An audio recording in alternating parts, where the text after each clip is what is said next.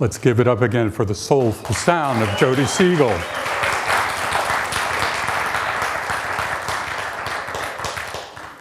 Love, law, and truth. That's all there is. That's all there is. Every day is new. So it's been about 17 days since I was here last.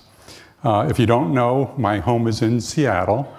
And so that was a very interesting time to be there. I was in Seattle for only 5 days in February. So this was like a wonderful experience. And you know, I'd like to say I did something really exciting, but what there was to do was laundry and house cleaning and grocery shopping. And we were able to, you know, walk to the grocery store together, and everything is in bloom in Seattle. It's just gorgeous. And, you know, reflecting on that, what I realized is that routine provides spiritual practice. If we really look at it that way, it's a time of an ability to fill up with simple things. And those simple things really make a difference in our lives, because then we can come from a place of fullness rather than, you know, you can't give from an empty cup. And so that becomes a really important practice to recognize. You know, we can go about our grocery shopping and house cleaning and all of that stuff, the laundry, washing dishes, like it's drudgery. But when we shift our thinking, it becomes something, and I don't do it just to please my wife. It pleases me, partially because it pleases her, but it's wonderful to have that experience, to go deeper.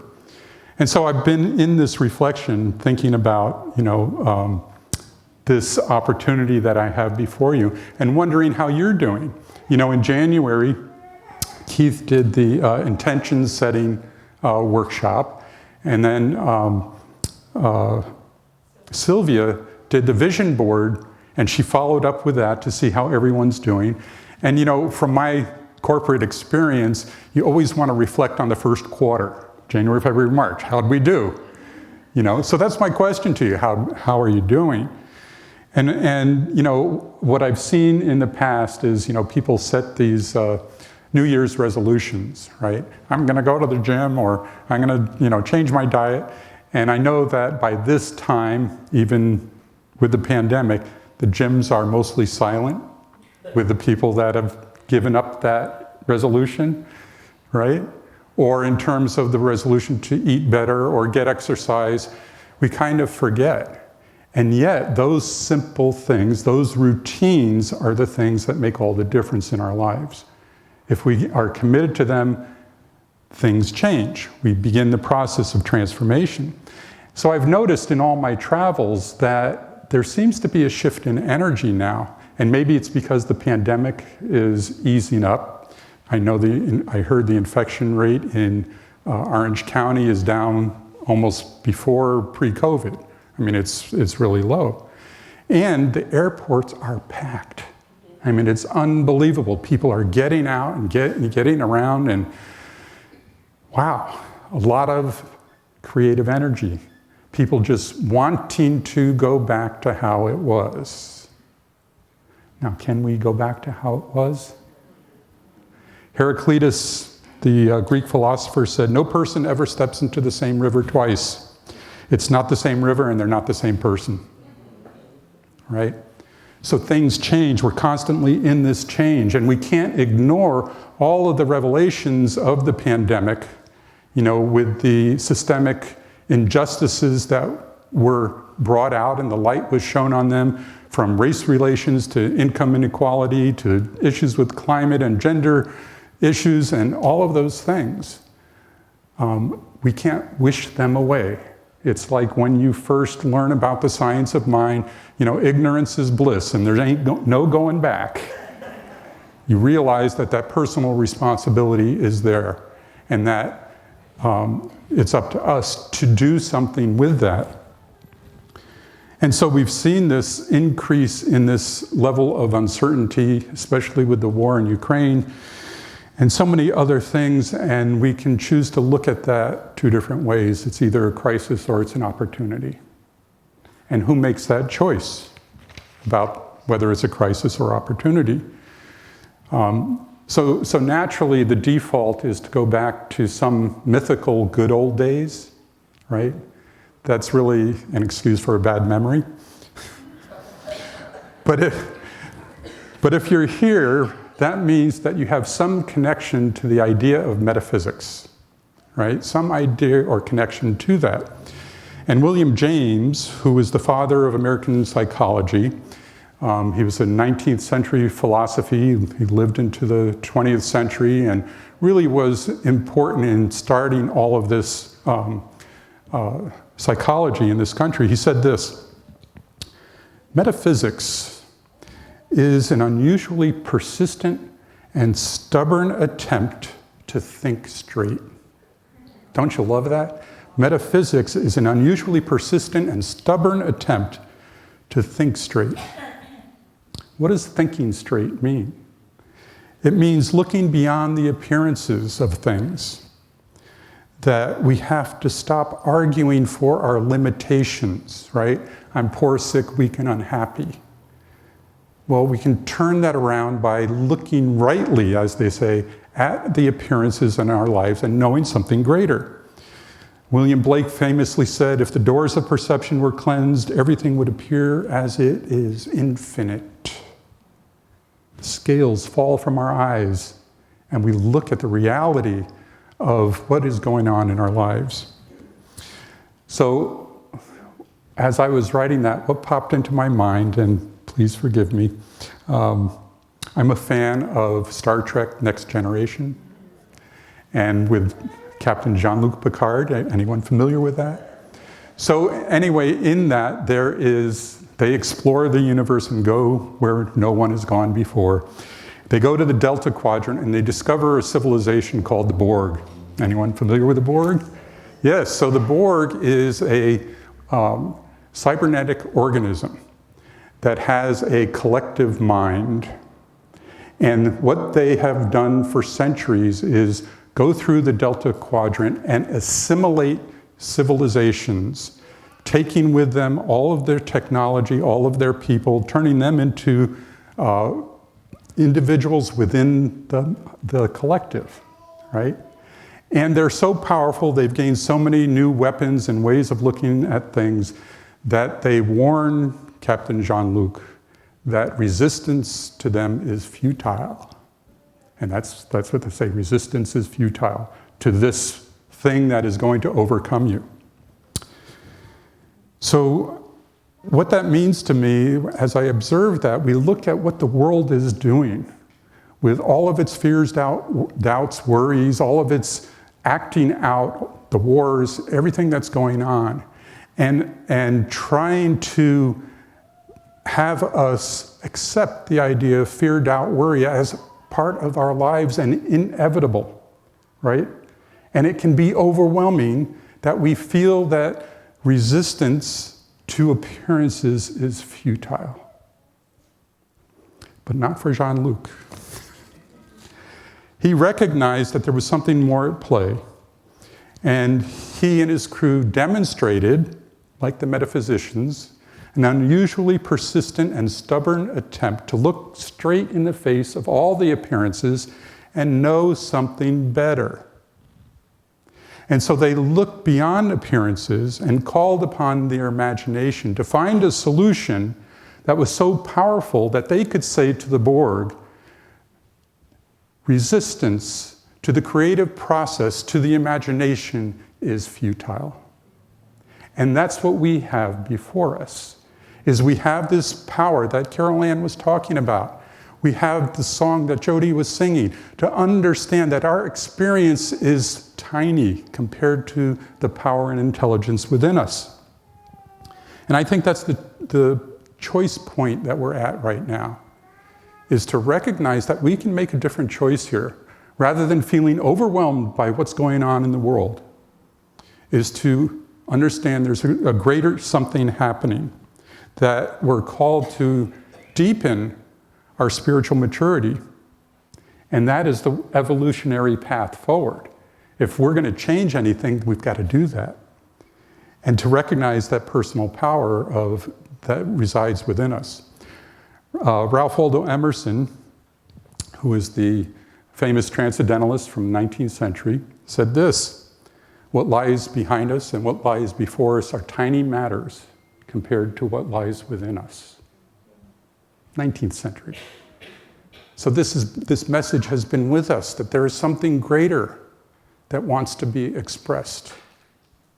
Something powerful that resides within each of us.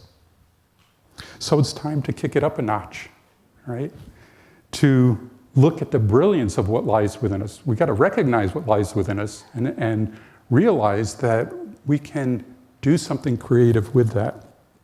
And to me, it's not really an option. This is our Dharma.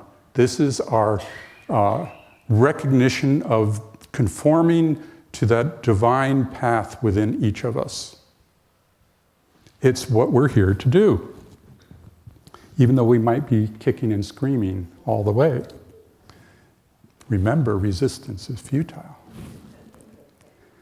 So now we switch to the stories of Palm Sunday and Passover and Easter. As we look at that, that's really the story of Jesus. In his path, his Dharma was to go through all of this willingly, embracing it, because he knew it would bring something out about him that had never existed before. So he actually realized the power of this, and despite knowing what was going to happen, he did it anyway. So he rode into Jerusalem, which is the name for Jerusalem is actually the place of habitation, the habitation of peace, the place of peace. This was his second trip to Jerusalem. He went there as a child and ended up teaching the rabbis there. And they were all in wonder at what this guy could do. Well, this was his triumphant return. He was returning as a spiritual rock star with all his groupies and fans, just waving the palms and throwing them in front of the donkey as he was riding them. And he accepted all of this despite knowing what was going to happen. He knew that his faith would be put to a test. He knew that he would be betrayed by Judas and ignored or forgotten by Peter, who denied him 3 times, as the story goes.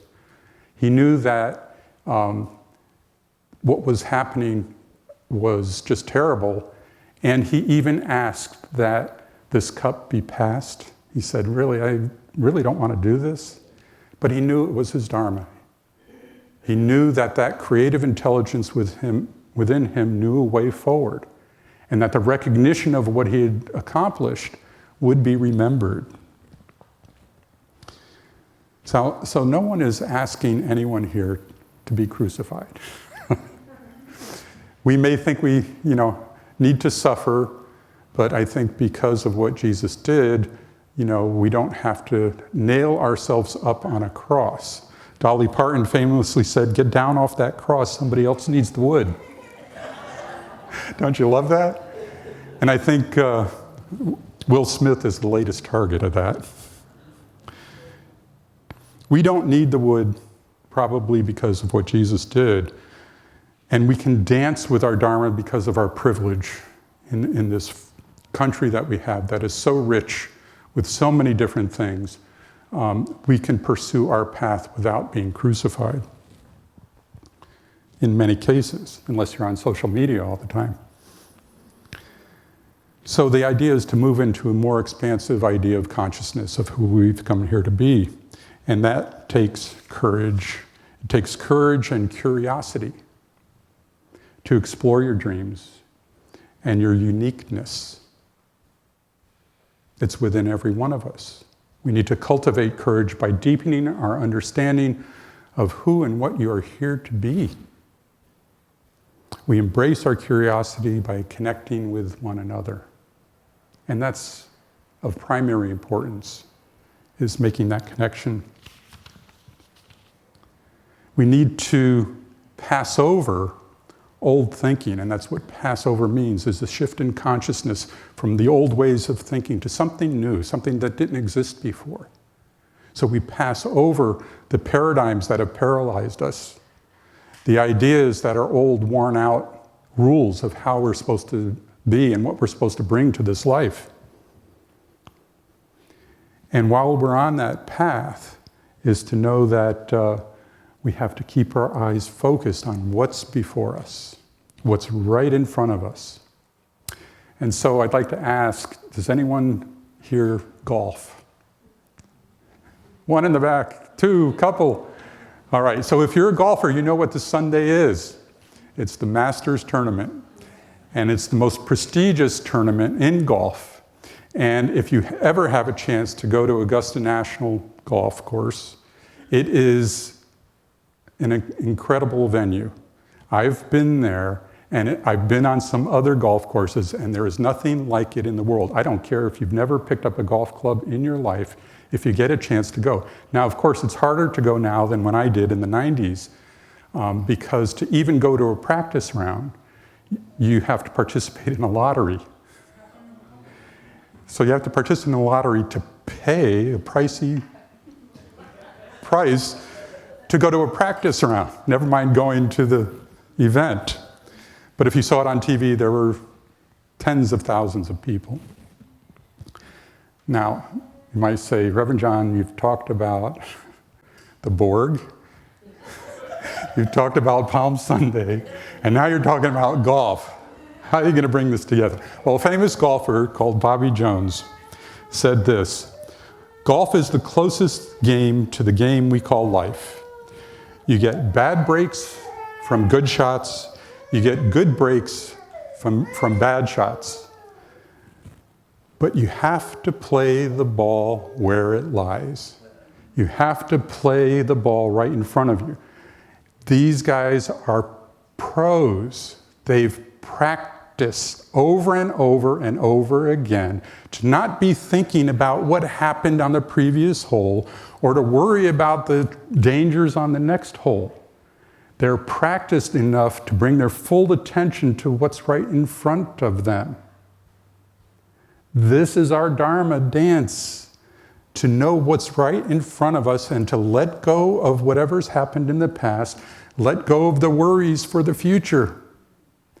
Instead, bring our professionalism, which means the depth of our spiritual practice, to right what's in front of us, the whiteness of the ball, to be present to that. Whatever is going on, be present to that, and knowing that the universe has our backs. There's an intelligence and a wisdom. I mean, Carol Ann talked about it in that excerpt, that the universe has our backs, knows exactly what we need to do to step into the next greatest iteration of who we have come here to be. And in doing so, we have to be able to bring joy to that experience, which is very different. We get so serious in the science of mind about, being correct in approaching the creative process in the individual.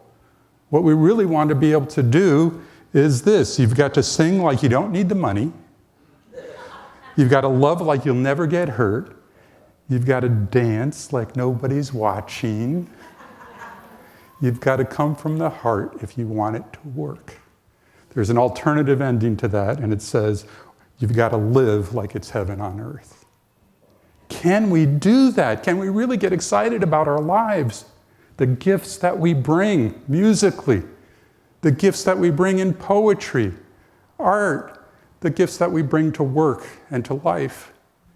Can we dance like there's no one watching, no matter what happens? Sing like you don't need the money. See, this is a different approach than being so serious about our spiritual path. And at the same time, we need that persistence and stubbornness to stay on the path, knowing that it might be difficult, knowing that we might have incredible challenges as we're doing this. Ernest Holmes says this: we should have a deep sense of calm and peace. an abiding faith and trust in the universe. This is the essence of faith and the beauty of religion. Do we have that? Now, I'm really excited that Reverend Juanita is going to do this class on from aging to saging. And in it, they talk about the stages of life from a Hindu perspective. And one of them is as we move into our 40s and 50s, we're no longer in that householder stage where we're trying to acquire and make things happen and all of that. We're more into the forest dweller, where we're appreciating our lives and the beauty around us. And the next stage, we're asked to go deeper. We're asked as a wisdom keeper in elderhood of looking back into our past and looking at all the times we've screwed up, at all the jobs that we've lost, all the people that we've let down, the people that we've hurt perhaps or betrayed, all of our so-called sins, and to ask, what is the jewel? What is the gift in those things? Because if I can reflect on those things and see that without any of that happening, I would not be standing here today. And believe me, I screwed up a lot, right? If I can look at those things and see the gift in those things, then I have an opportunity to bring those things to life and share them with other people. And you have that same ability to move into a place of being a wisdom keeper, to being a sage. And that might seem like a lot of responsibility, but you're doing it anyway. You're passing down to people the consciousness that you bring to life. So why not do it consciously? And I know, because I've got children, that you can't come from your autobiography to give kids advice. You can only listen to the point where they say, what would you do? Then you have the opportunity to share with them your experience. But until then, your job is simply to listen, to be a compassionate component of their experience and to support them. That's a creative use of the process. When we awaken to the energy of the shadow, what the shadow is all of those dark things. As soon as we awaken to that and recognize it, the charge of that imprisonment of our past begins to dissipate. And what rises up out of that is a creativity and a deeper understanding of life. This is what we're here to do.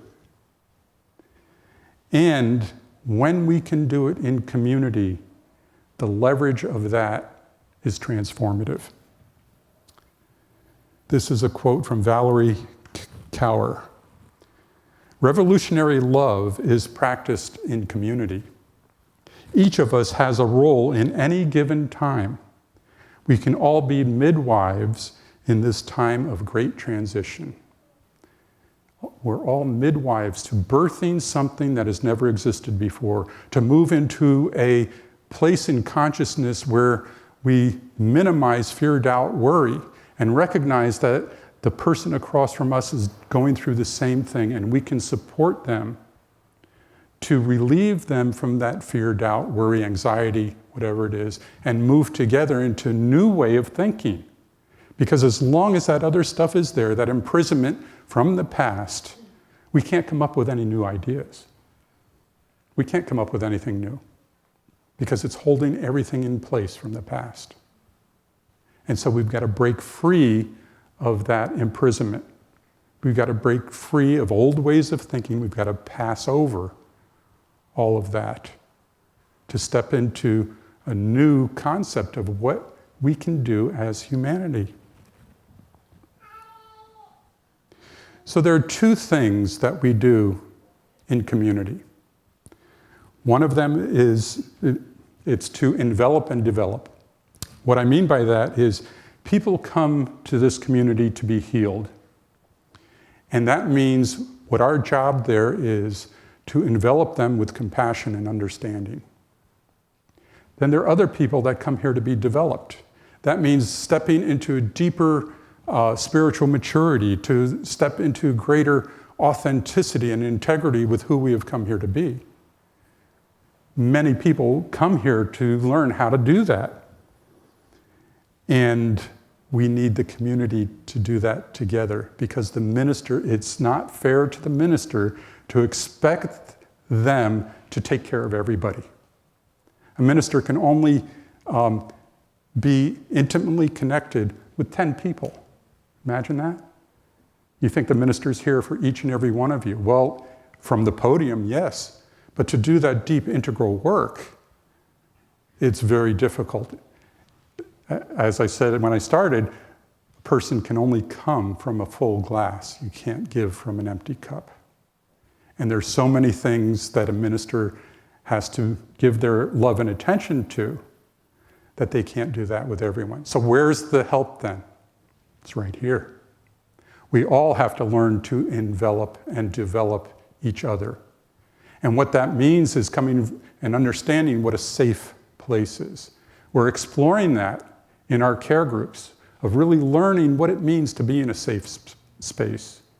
And that means speaking truth to power in a loving way with respect, extraordinary respect, deep compassion, gratitude, and love. And that becomes a ministry for each and every one of you, to whatever extent you can do it. Because here's the thing, we're never done with moving into deeper spiritual maturity. Ram Dass said, if you think you're enlightened, spend a week with your family. Right? We're never done with it. Something will always come up to trigger us, to bring up that past memory that just, chronically has been an issue for us. And that's where we can dive deeper into it, especially in a safe, loving, supportive environment. Because as we can speak that truth, it opens us up to a new way of looking at things. That's the charge before us today, is to learn how to do that as a community. And as we do that, we can truly start to recognize that we are creating a world that works for all, where no child goes hungry, where no one feels unloved, and where peace and prosperity prevail. And I'd like to close with this prayer that the Dalai Lama allegedly says every day. So take a big, deep breath with me.